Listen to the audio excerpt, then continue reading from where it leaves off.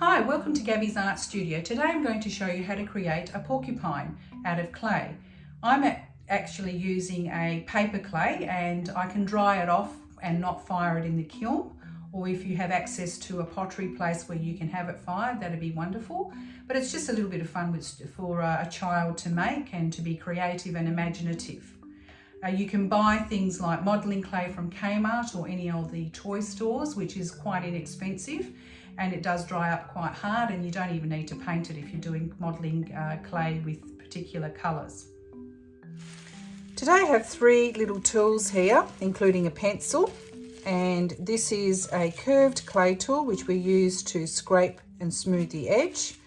This is a slightly spooned clay modelling tool, and it has quite a sharp edge so that you can actually scrape into areas and draw back into your clay. And this is a sculpting tool that you can really start to shape what you're going to be making.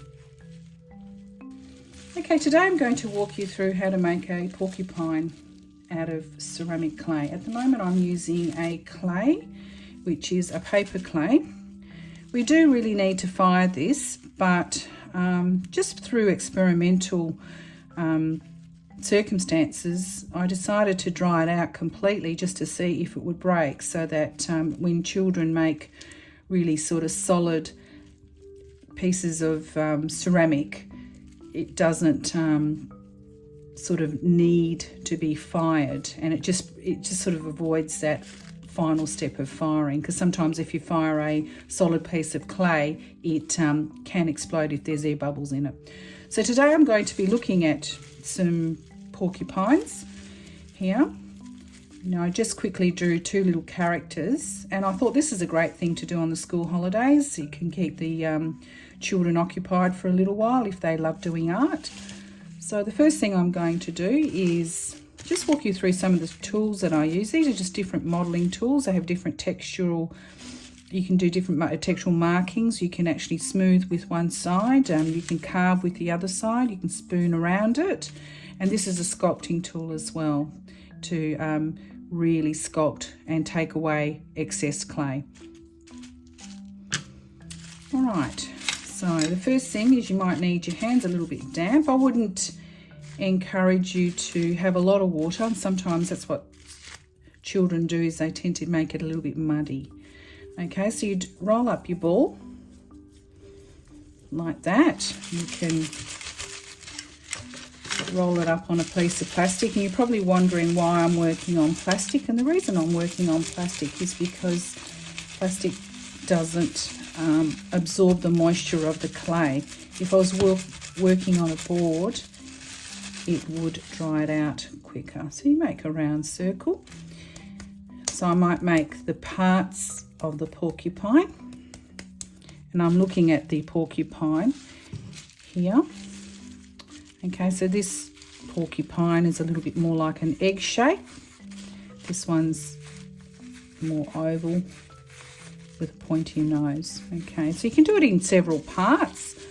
Probably suitable for different age groups, from grade 1 to maybe grade 5. Okay, so you're just working with it like that, smoothing it out. I often push my thumb in and put a hole in there. Just allows the air to circulate inside and dry it out a little bit more. You might find the children can't do this. It doesn't matter if it's solid. Okay, so I finally, with that part of my thumb, smooth that out.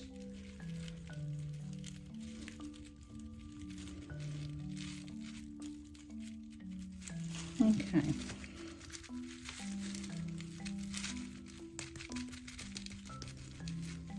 You can spend a lot of time doing it. It's quite a lot of fun.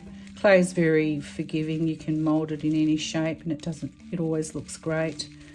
And children love playing with it. And these days, a lot of children spend a lot of time on iPads and IT, and you know, their fine motor skills aren't as good as they used to be. So this is a great way to get them to have a little bit of a play and have some fun, get themselves a little bit grubby with their fingers, which is something that some children don't like doing. Okay, so that's an oval shape. You can see the oval shape there. Okay, and then I might build the nose. I like to keep my hands damp, but children don't worry about it. Just put that out the way. Okay. If you have your hands damp, you do get more of a smoother finish, but that doesn't really matter. Older students or children can actually, you know, you can say to them, you know, make sure that your hands are damp so you get that smoothness. It's easier to work with. And just tap it on the side, like so, just to get that flatness. You might want to ask the children to draw a little porcupine and tell them a little bit of a story about a porcupine. There's lots of stories on the internet related to porcupines with characters. Okay, you can have a look quickly like that and you think, all right, that's maybe a little bit too big. And this is when you can use this as a bit of a knife, or just use a kitchen knife, it doesn't really matter. Make sure it's not too sharp if you have little ones around. So these are probably better for the little ones. They won't do something as sophisticated as that. They might just do just a round ball. And I'd score it. And you're wondering why I'm doing this. This is like the glue. Sometimes I make a little bit of a clay glue where I put a little bit of clay and a little bit of water for a little while, half an hour, and it just sort of starts to break down. But I don't really think we need to do that here. See, you can see that it's really breaking down in here like a bit of a glue within the clay ball. Okay, so you do the same to this one here.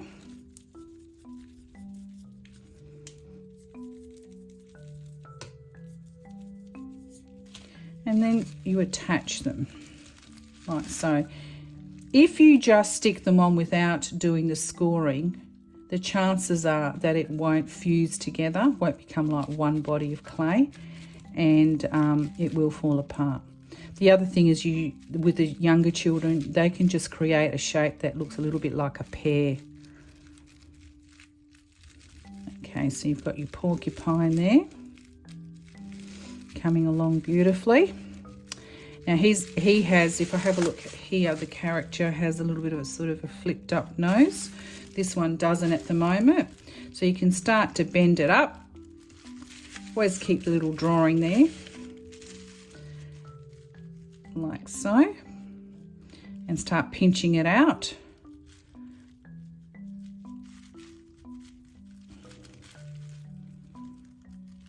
Just bring in that clay so you don't have too much of a bump in here, like so.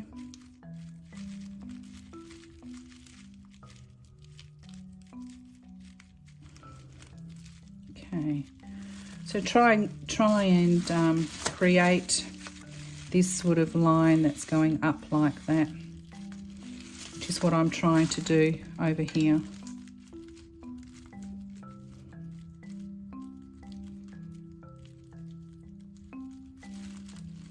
And if his nose, you think, oh, it's getting a little bit too long compared to his body, you can just mold it or snip a little bit off like that.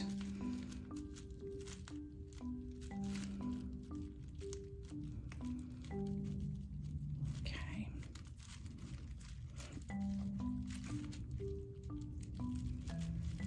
Push him up the top, make him a bit flatter and a rounder. And again, trying to pull that nose up.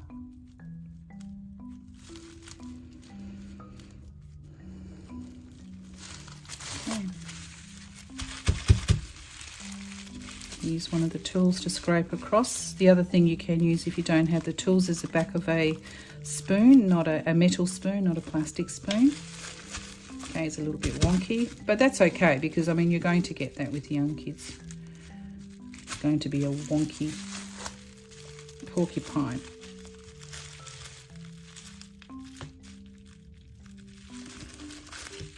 So if you want them to be a bit straighter, just bring this down a little bit.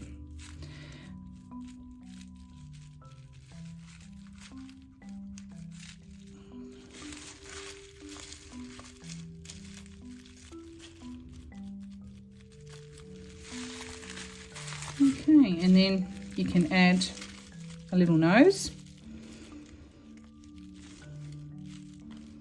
And again, if you want to be fussy, you can score it, but children probably won't do this. They'll just put a little ball at the end and that's fine.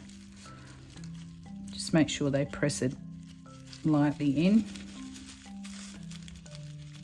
Okay, now I'm going to add some feet to my porcupine. May exaggerate the feet a little bit. And they look like little beans on the end with a bit of a leg, part of an ankle. Okay, and you might put that here.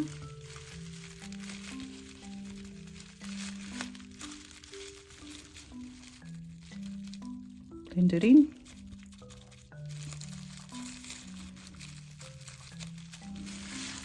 And again with this one,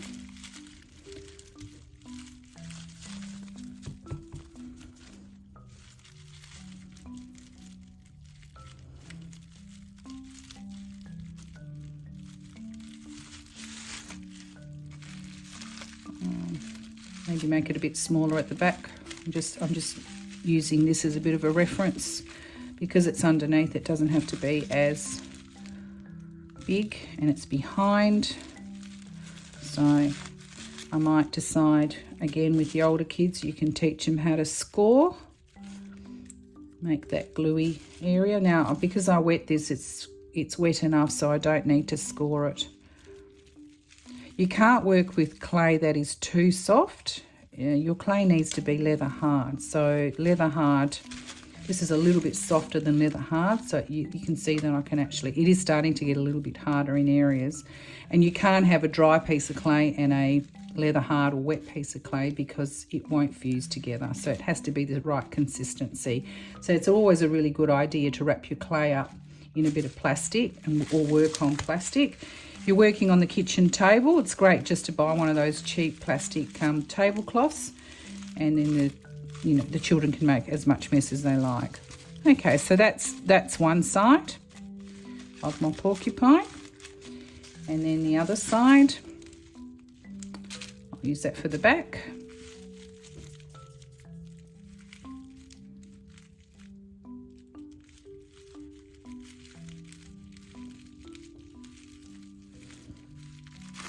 And again, I might just score it on the side. Make sure it's similar side. Okay, and this one here's a little bit drier, so I might actually score this one.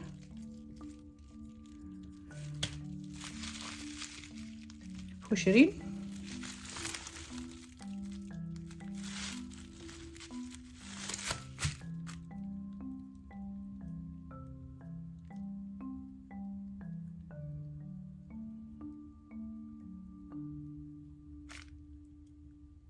Tip it upside down, blend it all in so it becomes one body of clay, and it has less likely sort of detaching itself. You can push it out a little bit so that they're similar. Don't have to be exactly. Okay.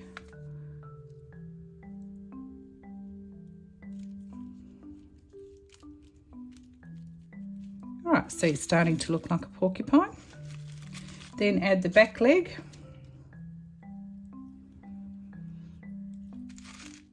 Like so.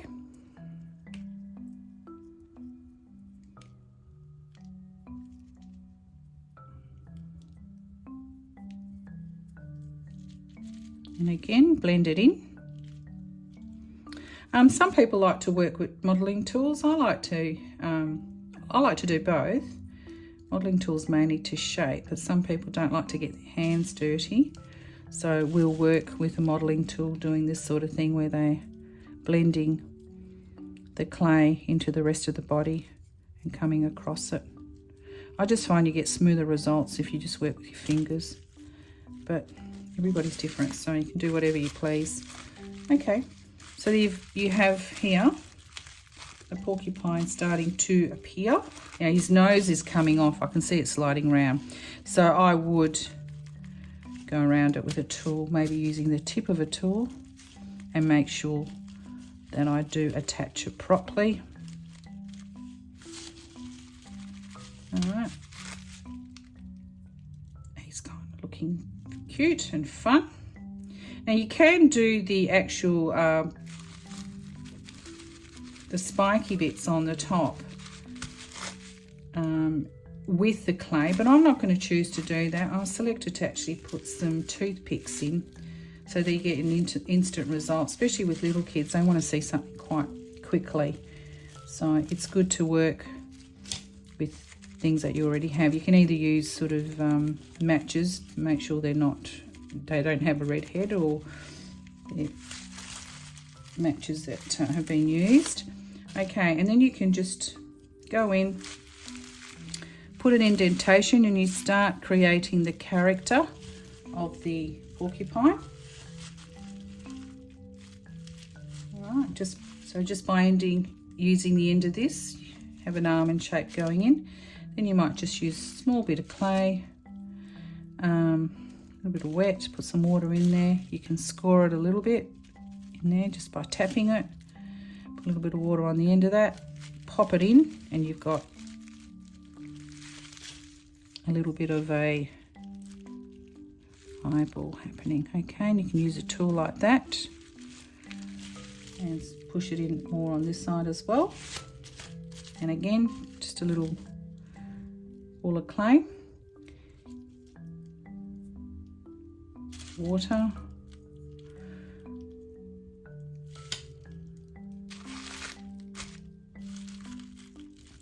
well, that's a little bit too big, so just take a little bit off. Children will make wonky type of eyes. They won't be even, but it's kind of fun to have it uneven. Gives it its own personality and cuteness about it. And then as they get older, unfortunately, they get more stereotyped. Okay, so I've created something that looks like an eye and goes around like that.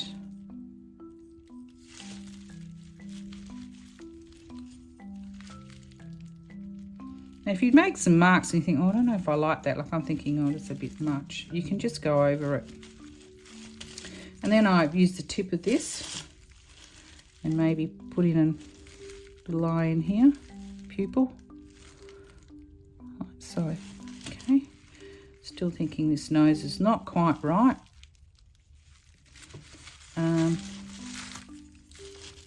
Put some toes in. Actually, that was an accident, but it actually looks quite nice on the end of the nose, like so. If you want nose to curve up, you can push it up a bit more, like so. Might even put some little toes at the back as well.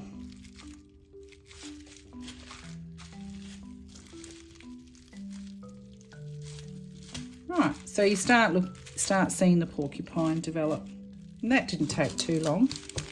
I've just got some toothpicks here. And I'd just put toothpicks in. I wouldn't worry too much about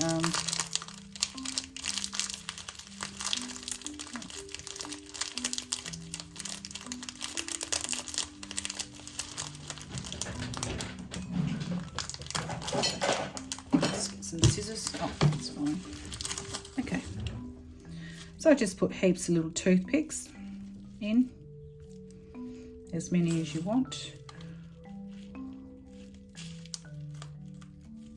Or used matchsticks.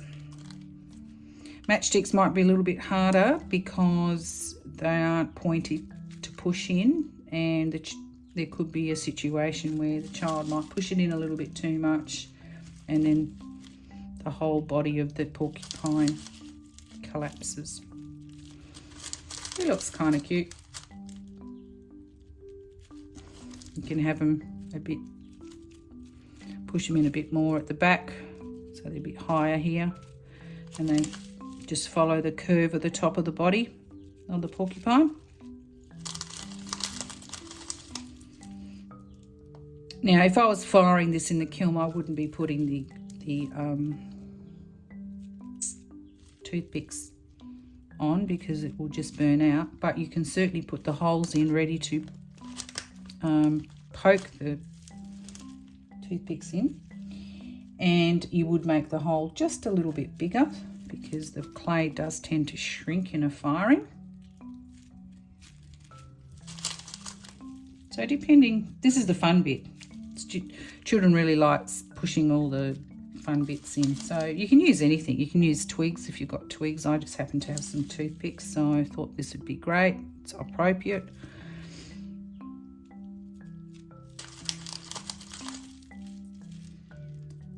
Keep going. Okay. I think that's about it. Well, that's a quick lesson on how to make a porcupine in very little time and have fun with your children. So you can start off by getting them to do a little drawing, and if they can't draw, it doesn't really matter. They can actually trace. If you have a laptop or an iPad, that's exactly, I did a little sketch, but if I don't have time, I just trace it. Or I have students as an art teacher who say to me, oh, I can't draw. So they just put a piece of paper, could be a piece of baking paper or a piece of lunch paper that they just put on the screen, use a pencil, trace out an illustration that they find, and then try and make it. And the beauty about it is they're translating a two-dimensional image into a three-dimensional image, and that's a different way of thinking completely. It's great for their fine motor skills as well. So I finished my porcupine, and I'm just going to wait for it to dry, and it'll take maybe 24 hours or a little bit longer, maybe a few days, and then I'll come back to it and I'll paint it. I'm back to paint the porcupine today. I've left him for about 2 or 3 days and he's dried up quite hard. And I'm going to use some bright colours, mainly pastel colours. Now the colours that I use are Atelier Interactive, which you can get from most art suppliers, Chausonia, which is another type of acrylic paint. And sometimes when I run out of a colour, I also go back and use some of the gouaches and the Art Spectrum that you can use. Now you can varnish it once you have finished. So I'll just start by painting the body, and I've decided to keep it quite colourful. If you don't have paints, you can even use food colour on this. It doesn't really matter what you use. So I will mix up some colours. So you can start with your primary colours to begin with. Now this is more like a scarlet orange red. So it's known as a warm red. I don't have a tube of the yellow, so I'm going to take a little bit from this jar. You literally need a smidget. You don't need a lot at all. Actually, that's probably a little bit too much. All right, and then make sure you don't mix your colours. Always wipe your colours off your brush when you go to another colour. So I'm going to use a nice ultramarine blue, which is very bright. And as you can see, these colours make up part of the colour wheel, which is known as primary colours. These 3 colours make up most of the colours in the colour wheel. And then you can tone them by using black or tint them by using white. All right, so now I'm going to mix them up, see what happens. Often like mixing it just on here. See what colour. Okay, so by mixing these two, you're going to get a bit of a green. Now that's quite a limey green. You may want to add a little bit of blue. And it also depends what sort of blue. So the ultramarine is going to give me more of an olive colour. Okay, so I've decided maybe not that colour. Let's try and make a pink. Just put this on the side just so that while I'm colouring it.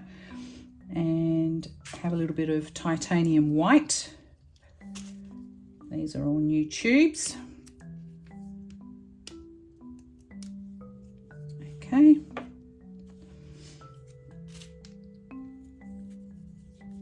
All right. So I might make the body a lemony colour. If you are lucky enough to have lemon colours in amongst your paints, you can just use them straight. You can certainly buy them. You can buy all the different hues and tints of colour, but I generally make it inexpensive, and it's a great way to teach children how to make their own colours and about tints and tones. Maybe one day they'll want to use it when they paint their houses and they understand how to create the colour. Okay, so I might make our porcupine yellow. These aren't realistic porcupine colours, but I thought it would be a bit funky to make him colourful rather than brown. If the child decides that they want to make it realistic, that's fine too. The little PPs, students, pre-primaries, like to have them realistic, so they paint them all brown. But this can be quite fun. And as you can see, the paint is coming on quite well. Now I'm going to go over the nose, although I'll change the nose to a different colour later, because the colour that I'm going to use is going to obviously be probably a black or a red, and it's darker than the yellow. All right, so you just paint it through. The other option you can do is make the holes that you poke your toothpicks in a little bit larger so that they don't dry up and then you can't take them out, and you can pop them in later, so you can just go over the whole body. Now sometimes I just like to leave the toothpicks natural colour. I don't really worry about them being, you know, particular colour, but in this case I will try and paint them with the theme of pastels as a colour. You don't have to be too fussy if the tint's a little bit darker. A little bit of water to make it a bit more even. You can buy a liquefier, which I use a lot of when I'm doing acrylic paint, which means it thins the paint out so the application of the paint is easier for children and students. However, and it doesn't sort of dilute it so it becomes transparent. It maintains its opacity. Okay. So just dab it in between.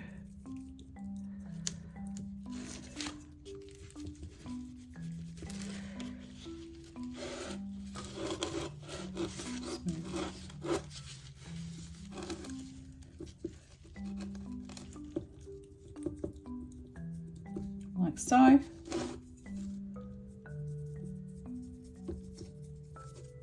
It's drying up quite nicely. It's a little bit lighter at the back, but that doesn't matter. We just I might add some lighter or darker features in a little while. I have used most of my white paint up. I mean, younger children are just they won't have the fine motor skills to do it really neatly, and that's okay too. Sometimes if you've got some spray paint lying around the house, it's great just to even spray paint them all one colour. They probably look really quite nice, spray painted a gold or a silver, make a cute little Christmas decoration for the table, and the kids have made it and they're very proud of it. Okay, so this is sort of the beginnings of my porcupine in the colours.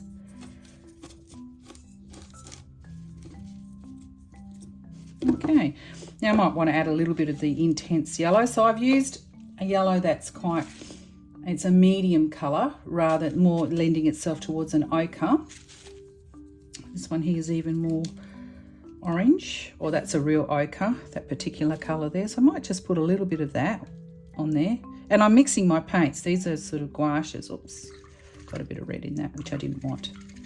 It's always good to have a towel on your lap so you can just wipe your brush on it. Just makes it easier.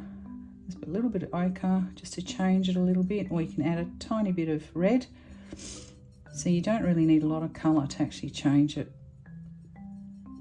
It's harder to lighten a colour. For instance, if I put yellow back in there, I need a lot of yellow to change that into an orange. Whereas if you use more of the lighter colour and less of the darker colour, it changes quite rapidly. So I might decide, all right, I'm going to just go around the eyes and intensify the use of the yellow there.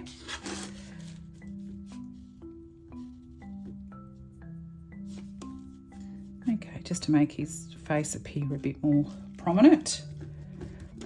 Up his nose. All right, like so. Okay, I think that looks fine. Pick him up and go underneath. Don't have to be too fussy with the underneath. In fact, you don't have to worry about it with students or with children.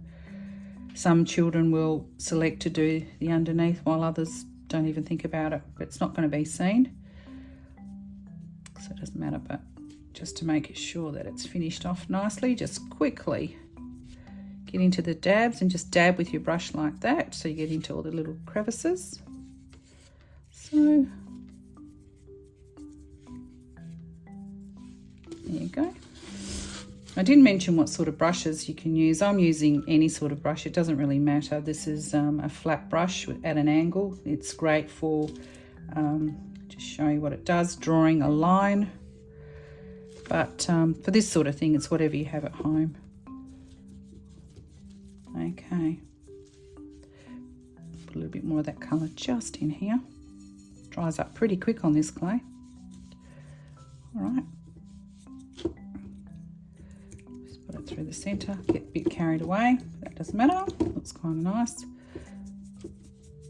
All right, and then I'm going to add a little bit more of the white. It's a colour that I'm going to be using a lot of.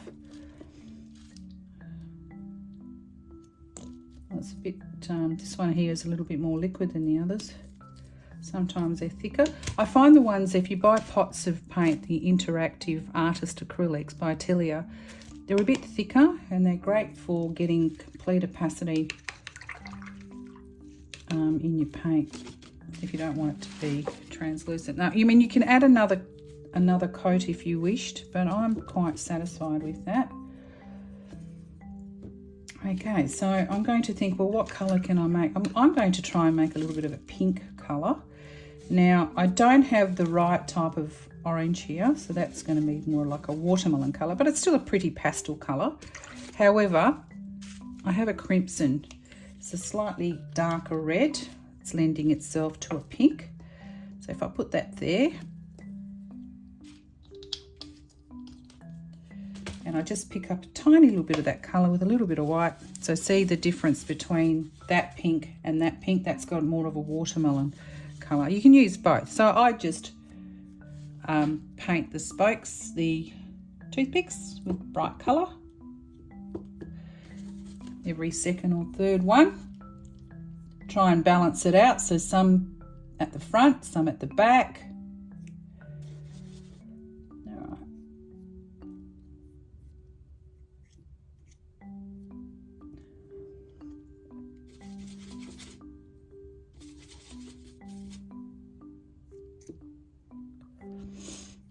It's fun, it's looking quite nice. Now some people might say, well, I kind of like it all pinks and oranges, all the warm hues of colour, rather than introducing cooler tones, but I think it'll be quite nice to maybe put a little bit of pale green and blues in it. Okay, just to add a little bit of balance and contrast. I think that's enough. Okay, so introducing another colour, always wash your brush out.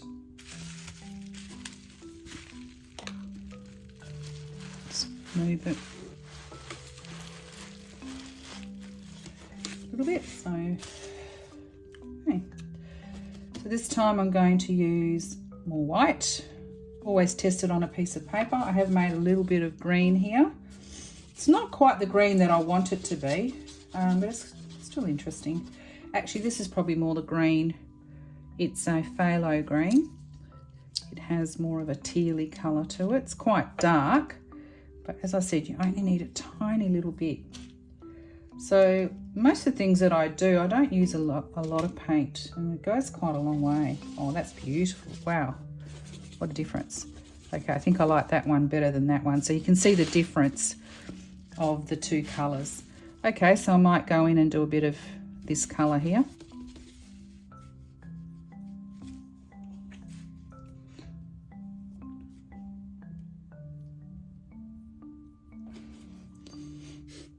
And again, just balance it out.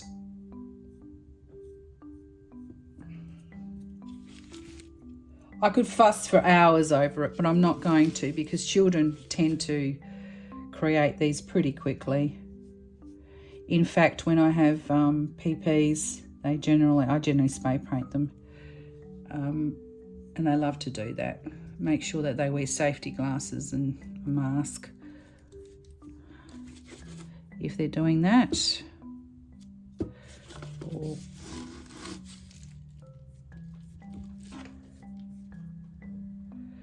Okay. All right, so there we go. We've got a few pastel colours coming through. That looks quite pretty. Okay, and once again, clean your brush. On occasions, you might want to change the water. I'm not too fussed about this. It's harder to do when you've got lots of children. Okay, so again, that's quite a nice blue. It's made a really lovely pastel colour.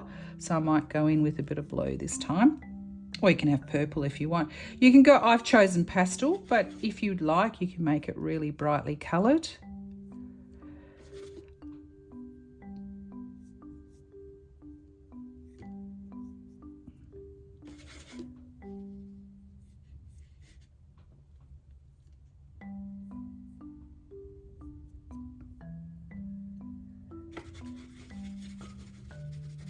Just move him up a little bit.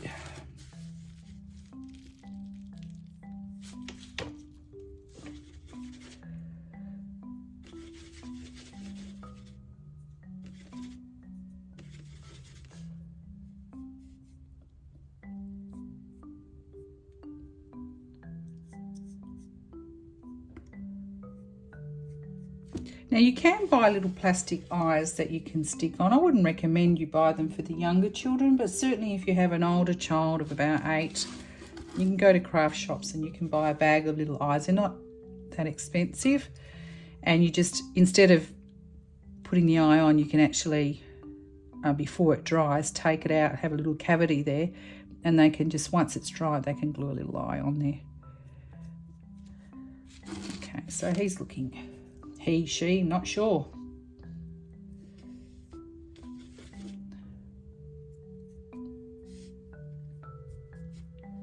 Okay, there's another one here. Make sure I don't miss any out.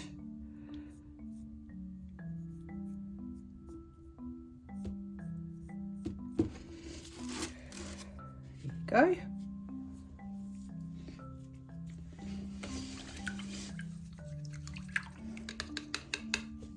Might go back in with some yellow and just in the areas and touch up where I was quite liberal with the paint and it's gone on. Not that it matters. Sometimes it's maybe even a great idea if you get a smaller brush and put all the colours by doing a bit of dotting on the top. But I want to keep this one fairly yellow. Okay. Take a little bit of that orange off. Okay.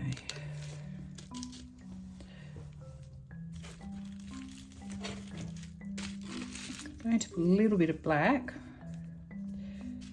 I'm not a person that uses a lot of black. I tend to find that black flattens areas out. And when I'm teaching senior students, they have to make a coloured black. And when I'm buying black in the Atelier range, you can actually buy a blue black, a red black, a green black. It's just got a little bit more depth to it rather than really black. A colour I really like is an aubergine eggplant colour. But for the purpose of this, I could add a little bit of red and see what happens. So see, it's still quite dark, obviously not as jet black. But once I apply it to the nose, it's going to look black. We'll just pop that in. You may want to change your brush. I get a dome brush. That's a dome. I call them dome brushes. They're sometimes called round brushes. This one here is a size 10, this particular one. And it's great because although it's a size 10, it's considered a reasonably big brush. Because it's such a fine point, you can get into little areas. So you don't need to have too many brushes to actually do this. So I can actually go in with a tip and go in here.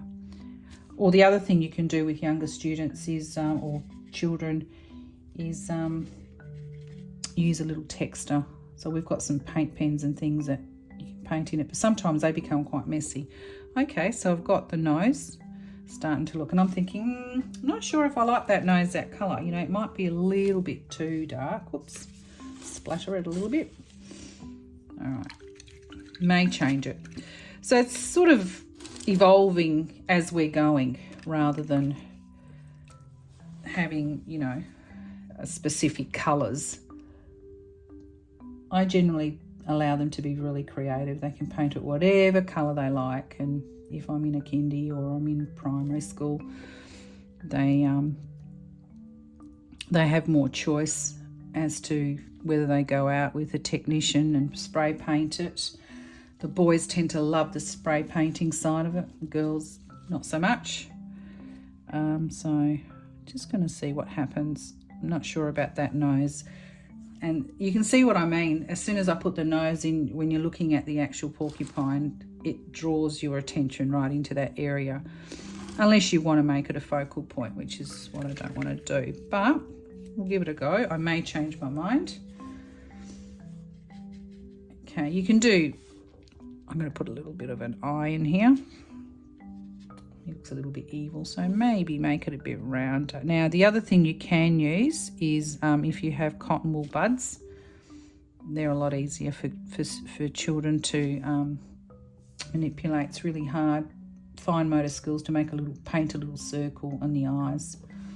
So that's there. The older students will be able to do it, and again, depending on what age group you have, some are better at it than others. Okay, so that's basically looking at my porcupine. I might try and put a bit more red just to see what happens.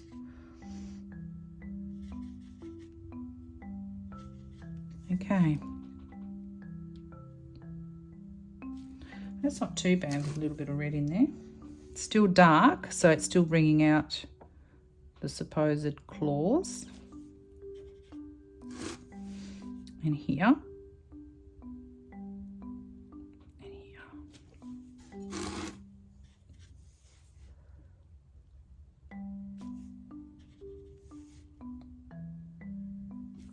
Okay.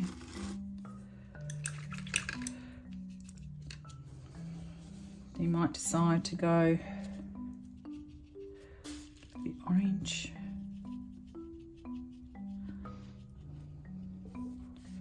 Just underneath here. You can be creative. You know, some of the children will dot it and it looks absolutely fantastic. I'm just painting it up so you get to see the finished product. I'm not saying that you have to do it any particular colour. You know, with 3 colours and possibly even a black and white, you can do whatever you want. So if you just put a little bit of water just to let it liquefy a bit, because I don't have liquefy. I might even decide just to leave it like that, have one eye rather than both eyes, as a little bit of a feature. And I might even go in and use a darker red, a crimson. You can do it while it dries. If you have those paint pens, which everybody likes using, they can actually do this with a paint pen once it's dry. But I'm going to try and paint it. And again, you know, paint pens are something that the older students use or children use. Young ones, not so much. And also, they don't come off your clothes if you get them on your clothes. All right, so that's my porcupine. I'm thinking maybe the nose I'll leave it darker rather than make it lighter.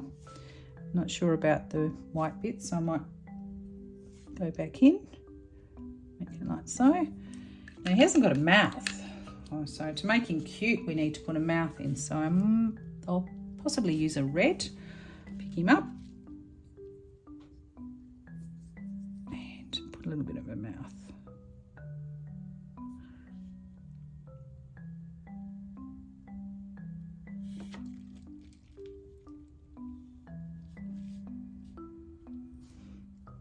Oops, a bit too much there.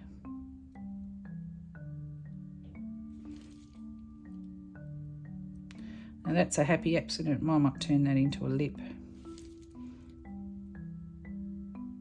Okay, like so.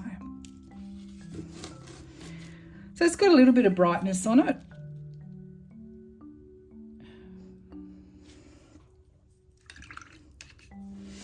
And you might go around, so I use a smaller brush again, which is these are called eStart Artist Starter. It's a starter kit that most students that I teach have this, and they have different numbers. This is a size 2.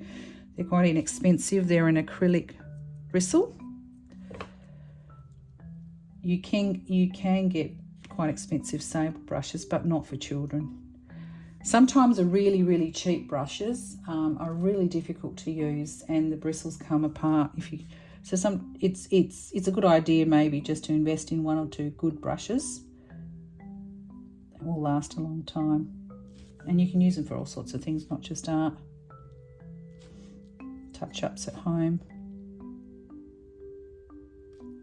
Okay, there we go. So now I just have to wait for it to dry. I'll take the paper out.